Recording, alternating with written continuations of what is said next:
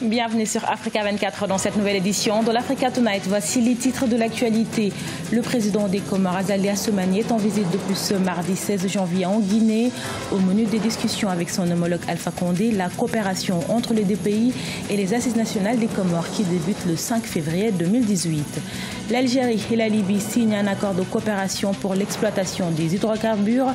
Objectif confirmer la gestion commune des deux gisements frontaliers. Et puis en République du Congo, le gouvernement s'oppose au plan social annoncé par la société de téléphonie mobile RTL Congo. Cette directive traduit la volonté des autorités de préserver les acquis sociaux. Le président des Comores, Azali Assoumani, effectue depuis ce mardi une visite de travail de 2 jours en Guinée. Cette visite se situe dans le cadre du renforcement de la coopération entre les deux pays. Occasion également pour les deux chefs d'État de faire le point sur les assises nationales comoriennes prévues du 5 au 12 février 2018. Reportage de notre correspondant Emmanuel Milimono. C'est la première visite du président comorien en Guinée depuis son élection entre 1999 et 2006 et sa réélection en 2016. Elle fait suite à des échanges entre les présidents Azali Assoumani et Alpha Condé en marge des travaux de la 72e session de l'ONU à New York. En toile de fond, la tenue prochaine des assises nationales en Union des Comores, pour lesquelles le président Assoumani sollicite le parrainage de l'Union africaine. C'est une décision qui a été prise dans le cadre de cohésion nationale apaisement. C'est un bilan qui consiste à faire le bilan des 42 dépendances, effectivement pour essayer de préparer un meilleur avenir du pays. Parce que moi j'ai clamé les Comores émergents d'ici 2030. Les deux présidents vont aborder des questions liées au renforcement des liens de coopération entre leurs deux pays au cours de ce séjour de 24 heures à Conakry. Le Maroc, c'est le deuxième pays qui accueille de nombreux étudiants comoriens. Les premiers étudiants pendant l'indépendance, quand on a coupé avec la France, c'est la Guinée qui nous a accueillis les étudiants. Donc aujourd'hui l'administration comorienne est les sociétés, mais c'est des cadres formés en Guinée. Et ça n'a pas arrêté jusqu'à maintenant, effectivement, on a vu. Les Comores sont une ancienne colonie française dont l'histoire est jalonnée de 20 coups d'État ou tentatives de coups d'État depuis 1975. L'objectif des assises nationales comoriennes est de faire le bilan des indépendances, aborder les questions liées à la présidence tournante et aussi jeter les perspectives de développement dans un État unifié. La République démocratique du Congo a commémoré ce mardi 16 janvier le 17e anniversaire du décès de Laurent Désiré Kabila, le père de l'actuel chef de l'État, Joseph Kabila. Occasion saisie pour l'Église protestante d'interpeller les autorités sur leur gestion du pays. Après l'Église catholique, les protestants ont dénoncé l'absence d'autorité et de justice en République démocratique du Congo. Ils ont également plaidé pour le développement des infrastructures du pays. L'Algérie et la Libye renforcent leur coopération dans la gestion des gisements frontaliers d'hydrocarbures. À travers un accord signé ce 15 janvier, les deux pays voisins ambitionnent d'établir un plan d'exploitation efficace pour tirer un meilleur profit de ces deux gisements. Aïssatou Diamanka Besland. Le groupe algérien Sonatrach et la compagnie libyenne de pétrole, National Oil Company, ont signé lundi 15 janvier 2018 à Alger un accord cadre pour le renforcement de leur coopération dans la gestion des gisements frontaliers d'hydrocarbures. Cet accord cadre porte essentiellement sur l'actualisation d'une étude conjointe sur 2 gisements frontaliers, Al-Rar et Wafa. Une étude qui avait pour objectif de confirmer la communication entre les deux gisements et les conséquences dans leur exploitation et leur production. Nous comptons sur le retour du groupe pétrolier algérien Sonatrach en Libye avec l'amélioration de la situation sécuritaire. L'autre objectif de cet accord cadre est d'utiliser de nouvelles données techniques acquises de janvier 2008 à 2018. Il sera question d'établir un plan d'exploitation efficace pour les deux gisements. Sonatrach n'a pas quitté la Libye malgré les circonstances sécuritaires que connaît ce pays voisin.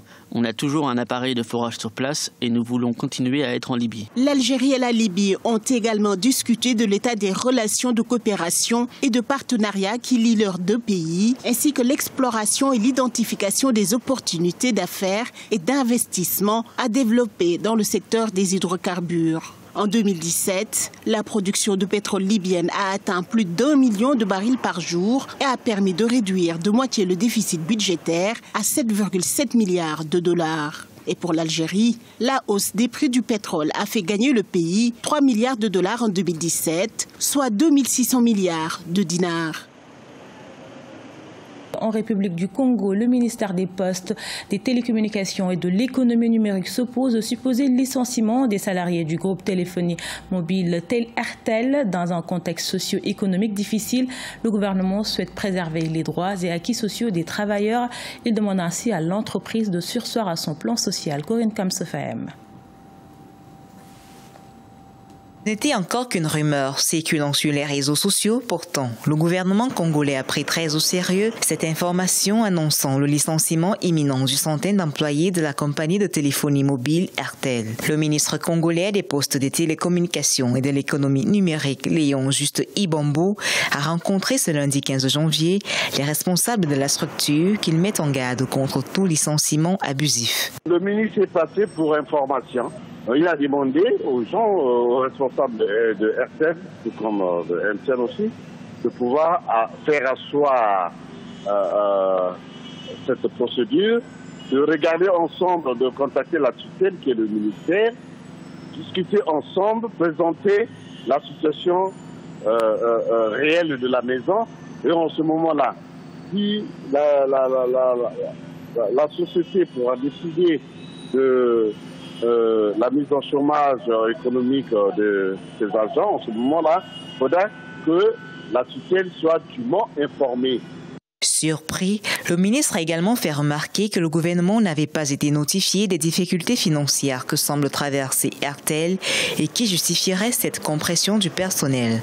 Au cours des dernières semaines, le président du conseil d'administration d'Airtel Zone Afrique a rencontré le ministre Ibombo sans évoquer la question liée au licenciement et aux difficultés financières. Les sujets abordés lors de cette rencontre avaient plutôt porté sur les prochains investissements d'Airtel et le lancement d'ici mi-2018 de la 4G.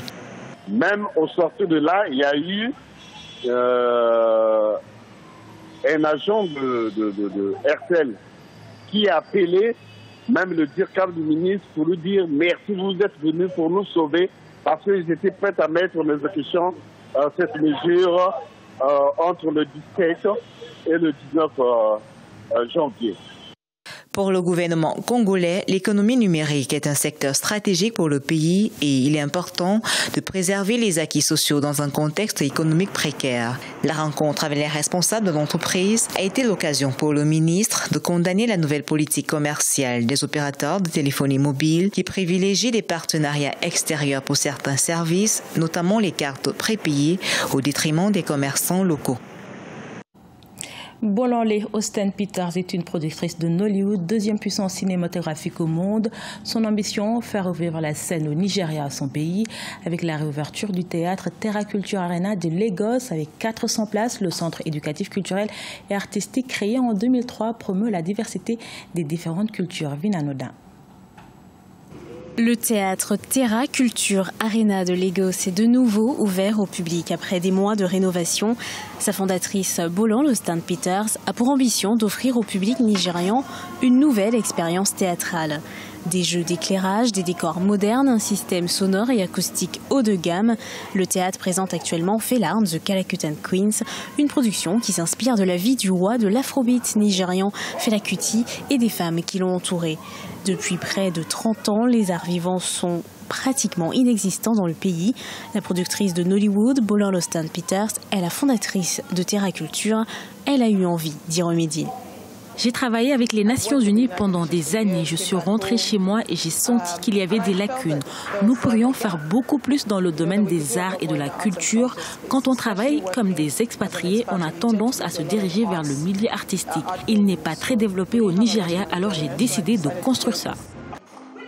Austin Peters confie qu'elle a mis en scène la pièce Fela and the Calacutan Queens, spécifiquement en l'honneur d'un grand musicien du pays.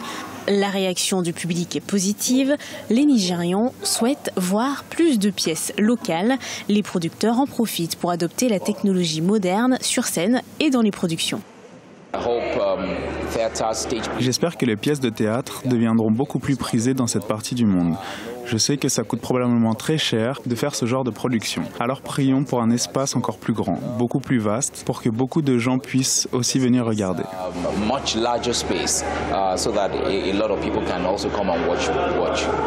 Le théâtre Terra Culture Arena de Lagos possède 400 places. Initialement construit en 2003, le centre éducatif, culturel et artistique a été lancé pour promouvoir la diversité dans différentes cultures. Les initiatives dans le secteur des arts et de la culture sont en pleine expansion dans le pays. Ce journal a été réalisé par l'ensemble de la rédaction. Merci pour votre fidélité. Dans un instant, une nouvelle édition de l'actualité sur Africa 24.